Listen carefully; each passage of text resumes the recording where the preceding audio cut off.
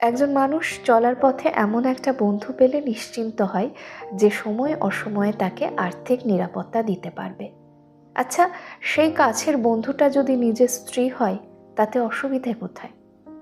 সময় এবং অভিজ্ঞতার সঙ্গে মেয়েরা নিজেদের বদলেছে। মেয়েরা অনেকটা স্বাধীন চেতা হয়েছে, কেরিয়ার সচেতন হয়েছে। এর ফলে যেমন মেয়েদের ভালো হয়েছে, তার সঙ্গে সংসারেরও মঙ্গল হয়েছে। তার সত্ত্বেও মেয়েদের এই গঠনমূলক পরিবর্তনের ফলে আজকাল দেখি বেশিরভাগ মানুষ বিয়ে নামক সম্পর্কটাকে ভীষণ ভয় পাচ্ছে। কিন্তু কেন? একটা সময় স্বামী শব্দের অর্থ ছিল পরিবারের সমস্ত আর্থিক দায়িত্ব কাঁধে তুলে নেওয়া একজন মানুষ। সেই ভাবনা আজ অনেকটা বদলেছে।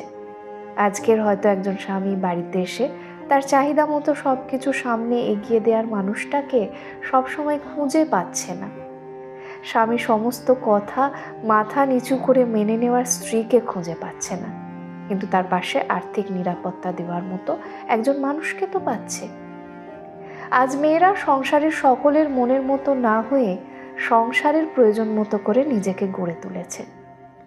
জীবনের প্রথম 25 থেকে 30 বছর কেরিয়ারের জন্য অক্লান্ত পরিশ্রম করা মেয়েরা কখনোই নিজেকে বদলাতে পারবে না, শুধুমাত্র ঘরমুখী হয়ে বাঁচতে পারবে না।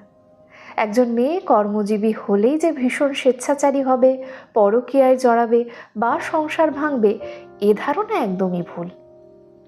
অর্থের অভাব ও বেশিরভাগ সংসারে অশান্তির কারণ হয়ে দাঁড়ায়।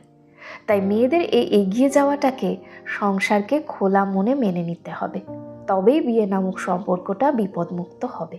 আর মেয়েদের এই এগিয়ে যাওয়াটা কখনোই পুরুষের সঙ্গে প্রতিদ্বন্দ্বিতা নয়, নিজেকে এবং সংসারকে সব দিক থেকে নিরাপত্তা দেওয়ার প্রচেষ্টা। আজ অনেকেই বলেন কর্মজীবী নারী জীবনে সফল নয়, কারণ সে সব পারলেও সংসার টিকিয়ে রাখার ক্ষমতা রাখতে পারে না। কথাটা কি পুরোটাই ঠিক? না, কিছুটা সঠিক হলেও তার এই অসফলতার জন্য সংসারও বেশ কিছুটা দায়ী। কারণ একজন কর্মজীবী নারীর থেকে চাওয়া পাওয়ার সামঞ্জস্যতা বজায় রাখতে কখনো সংসারই প্রস্তুত হয়নি।